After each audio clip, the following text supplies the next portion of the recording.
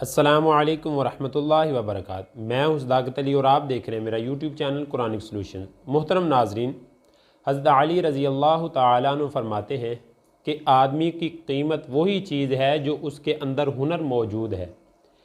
देखें, जब इंसान पैदा होता है तो 3 काम करता है। पहला काम वो खाता है, दूसरा काम वो कपड़े पहनता है और तीसरा काम थोड़ी देर बाद शुरू करता है, वो है बोलना। लेकिन कैसी अजीब बात है कि तीनों काम सारी ज़िंदगी हमें सीखने में लग जाती है, लेकिन हम सीख नहीं पाते। हमने अक्सर लोगों को देखा होगा कि वो जब खाते हैं तो हम देखते हैं कि उनकी हालत बड़ी अजीब होती है। फिर हम सोचते हैं कि इनको खाना भी नहीं आता। और अक्सर लोग ऐसे हैं कि जब वो कपड़े पहनते हैं तो हमें महसूस होता है कि इनको कपड़े पहनने का तरीका नहीं आता, इनके अंदर ज़रा भी सेंस नहीं है कि कपड़े कैसे पहनने। तीसरी चीज़ है गुफ्तगू, बोलना। बोलना भी किसी किसी को ही आता है। जो सीखता है बोलने के आदाब सीखता है, किस तरह किसके साथ गुफ्तगू करनी है, तो वही बंदा सही बोल पाता है। जो सीखता नहीं है वो हमेशा बोंगियाँ ही मारता है और अजीब बातें ही करता है जो समझ से भी बालातर होती है। देखिए, बाज़ लोग जब गुफ्तगू करते हैं तो हम देखते हैं कि उनकी जो बातें हैं दिल में घर कर जाती हैं, हमें बड़ी अच्छी लगती हैं। हम कहते हैं कि इनको सुनते रहें, बार बार इनको सुने, इनकी बातें हमें पसंद आती हैं। लेकिन आखिर इसकी वजह क्या है कि हमें उनकी बातें बहुत ज़्यादा पसंद आती हैं। देखें, ये एक हुनर है बोलना, अपनी बात दूसरे के दिल के अंदर उतारना। जिनकी बातें हमें पसंद आती हैं वो चंद आदाब गुफ्तगू उनको मलहूज़ खातर रखते हुए गुफ्तगू करते हैं। इसी वजह से हमें उनकी बातें पसंद आती हैं और हमारे दिल में ये ख्वाहिश होती है कि जब हम बात करें तो हमारी बात लोगों के दिल में उतर जाए, लोगों को पसंद आ जाए। तो उसके लिए हमें भी चाहिए कि हम गुफ्तगू के जो आदाब हैं वो सीखें, ताकि अपनी गुफ्तगू के अंदर उनको लागू करते हुए अपनी बात लोगों के दिलों के अंदर उतार दें। सबसे जो गुफ्तगू का पहला अदब है वो ये है कि जब भी आप बात करें आहिस्ता आवाज़ के साथ बात करें। इतनी आवाज़ हो कि अगला बंदा जो आपकी बात सुन रहा है, आपकी बात वहाँ तक पहुँचे और उसको सही समझ आ जाए। देखें, ये अदब नहीं है कि आप किसी बड़े से बात कर रहे हो और आहिस्ता आवाज़ से बात कर रहे हो, उसको समझ भी नहीं आ रही। या फिर इतनी बुलंद आवाज़ से बात करना कि अगला बंदा ये समझे कि ये लगता है मुझे ये ना समझ रहा है कि इसको सुनता कम है। और जब बंदा ऊंची आवाज़ से बोलता है तो जो दूर से सुनने वाला है वो ये समझता है कि ये इससे झगड़ा कर रहा है। और बाद औक़ात तो ऊंची बोलने वाले को बेवकूफ़ समझा जाता है कि ये बेवकूफ़ है, इसको पता ही नहीं है बात कैसे करनी। तो गुफ्तगू का सबसे पहला अदब है, जब भी आपने बात करनी है आहिस्ता आवाज़ से बात करनी, इतनी आवाज़ से बात करनी कि दूसरे बंदे को समझ आ जाए। गुफ्तगू का दूसरा अदब है कि अपना लहजा जो है वो दुरुस्त रखें, नरमी के साथ बात करें। अपने जो चेहरे के तासुरात है वो आपकी बात के मुताबिक हो, आपके चेहरे से समझ आए कि आप क्या चाहते हैं। कहते हैं कि अगर अच्छी बात बुरे लहजे के अंदर की जाए तो वो भी बुरी ही शुमार की जाती है कि इसने बुरी बात की है। जब आप किसी से बात करें तो कोशिश करें कि आपके चेहरे पर हंसी हो, आप मुस्कुरा के बात करें ताकि अगले बंदे को आपकी बात पसंद आए। लेकिन ये जो रूल है ना हंसने वाला, हर जगह अप्लाई नहीं करना। ये नहीं कि आप किसी की तीमारदारी के लिए जा रहे हैं या आप किसी के पास अफसोस करने के लिए जा रहे हैं और आपके चेहरे पर मुस्कुराहट है। आपके जो तासुरात हैं आपकी बात के मुताबिक होने चाहिए। जब आप किसी से माजरत कर रहे हो तो आपकी जो बॉडी लैंग्वेज है, आपके जो चेहरे के तासुरात हैं वो ऐसे हों कि अगले बंदे को भाई मुझे शर्म आ रही है आपके साथ जो मैंने ज़्यादती और सलूक किया है।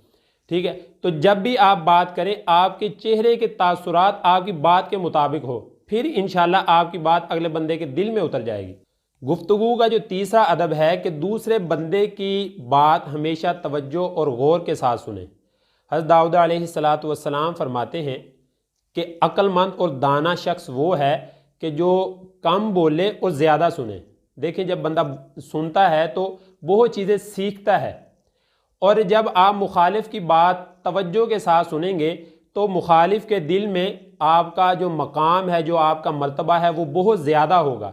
चाहे आप किसी से बहस कर रहे हैं, चाहे आप किसी से मुनाजरा कर रहे हैं, तो हमेशा अगले बंदे की बात तवज्जो के साथ सुने।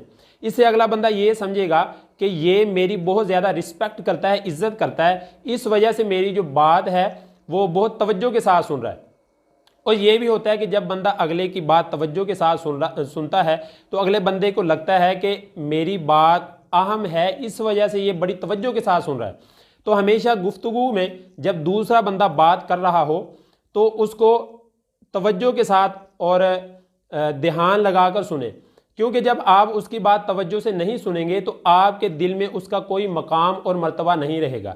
बड़ी माज़ के साथ मैं कहता हूँ कि हमारे यहाँ ये रवैया अपनाया जाता है कि जब हम किसी से बात करते हैं तो जब अगला बंदा बोल रहा होता है तो हम उनको दरमियान में टोक देते हैं। देखिए, टोक ऐसे नहीं कि अगला बंदा बात करे और दरमियान में उसको टोक दें, ये तरीका दुरुस्त नहीं होता। जवाब देने का ये तरीका होता है कि अगर अगला बंदा बोल रहा है, आप उससे बहस कर रहे हैं, आप उससे मुबाहला कर रहे हैं, जो भी है, तो आप उसके पॉइंट लिखें। जब वो अपनी बात ख़त्म कर ले तो फिर उसकी बातों का एक एक करके जवाब दें। इससे ये तरीका उसको बहुत ज़्यादा पसंद आएगा और आपका जो मकाम और मर्तबा है उसके दिल में और ज़्यादा बढ़ जाएगा। गुफ्तगू का चौथा अदब है कि जब भी कोई बात करें, अच्छी बात करें, वरना ना बोलें। देखें, अगर आपके पास कोई अच्छी बात है, अगर ऐसी बात है कि जिससे दूसरे को कोई फ़ायदा होगा, अगर आपने कुछ सीखा है, आप ये चाहते हैं कि मैं ये बात इस बंदे को सिखा दूं तो इसको फ़ायदा होगा, तो फिर आप बात करें। लेकिन अगर आपके पास कोई अच्छी बात नहीं है, आपके पास कोई फजूल बात है, तो फजूल बात करने से बेहतर है कि आप खामोश रहें। हज़रत अली रज़ी अल्लाह तआला अन्हु का फरमान है कि आदमी की हमाकत, उसकी बेवकूफ़ी का पता 3 चीज़ों से चलता है। जब वो बात करे फजूल और बेमाना बात करे, बगैर सोचे समझे कोई काम शुरू कर दे, और तीसरा ऐसी बात का जवाब दे जो उससे सवाल ही नहीं किया। आज हम अपना हाल देख लें कि क्या है। हम सारा दिन बोलते रहते हैं और उनमें अगर शाम को काम की बातें निकाली जाएं तो 5-7 बातें भी नहीं होंगी जो काम की होंगी। देखें, जो भी बात हम करते हैं हमें अपने कौल और फेल का हिसाब देना है। वनज़अुल मवाज़ीन अल-क़िस्त लियौमिल क़ियामा, जिस दिन मीज़ान कायम होगा तो हमें अपनी बातों का भी हिसाब देना है। हम फजूल जो बातें करते रहते हैं, एक दूसरे को प्यार में ही हम गालियाँ देते रहते हैं, तो ये बहुत बुरी बात है। लिहाजा जब भी आपने बात करनी, अच्छी बात करनी है, बुरी बात नहीं करनी। अगर बुरी बात करनी है तो उससे बेहतर है कि आप खामोश रहें। गुफ्तगू का 5वां अदब है अल्फाज का इंतिखाब। देखें, ये एक बहुत ज़रूरी मरहला है कि आपकी जो सामीन है वो कौन है। अगर आपके सामीन ऐसे हैं जो किसी देहात में रहते हैं तो अल्फाज जो हैं उनके मुताबिक आप चुनें। अल्फाज का चुनाव बहुत अहम चीज़ है। ऐसे अल्फाज आप चुनें कि आपकी बात उनको समझ में आ जाए।